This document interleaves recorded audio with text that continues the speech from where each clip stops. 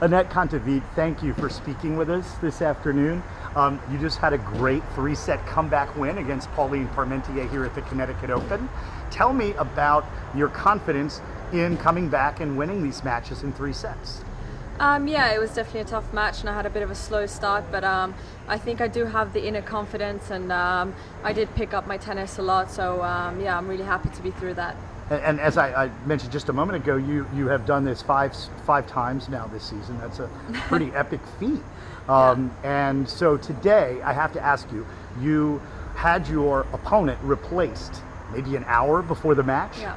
Okay, Yeah. Have you ever been lucky losered in, like in that situation? I think I was actually a couple of years ago here in New Haven. I think that's the only time I can remember. Maybe there's been 1 or 2 more, but yeah. So that's happened before. So on the end of being the player coming in, that's kind of frantic, isn't it? You have to grab your bag and go. Yeah, you've got to be ready, but I think it's it's a good opportunity if you get it. So Right. you get another match, and yeah, it's definitely lucky.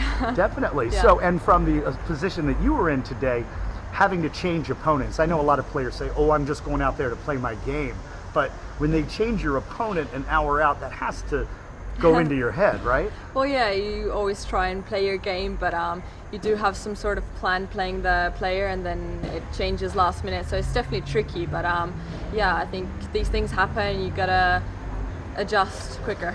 Absolutely. And I won't ask you about, your next match or who you're playing. I know players don't like to do that for a lot of reasons, but I want to ask you about a tournament like this one with a small field and several big names drop out. It must be going through your head that, hey, if I can put a few matches together, I might be coming out of here with some hardware on Saturday.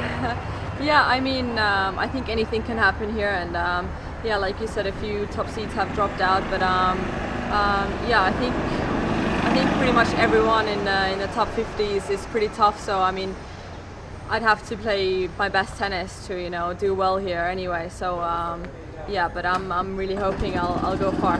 Absolutely, thank you. And also, going far, let's talk about where you were this time last year heading into the US Open compared to this year heading into the US Open with some momentum.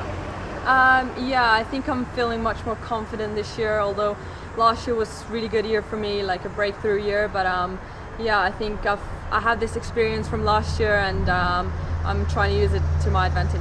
So 4th round Australian, 4th round Roland Garros. You haven't been to the 3rd round of US Open in 3 years, so you've got some confidence this year heading in there to go deep?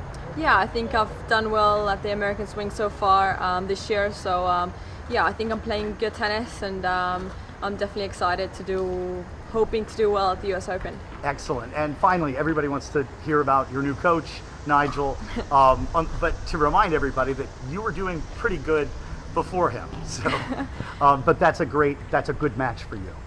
Yeah, I love working with Nigel, and I think he's great. So I'm really happy with that, and I'm feeling good about it. Excellent. We're really excited to talk with you, and Thank wish you the best of luck here for the rest of the week and an hour and a half down the road in New York next week. Thank you very much. Thank you, Anett.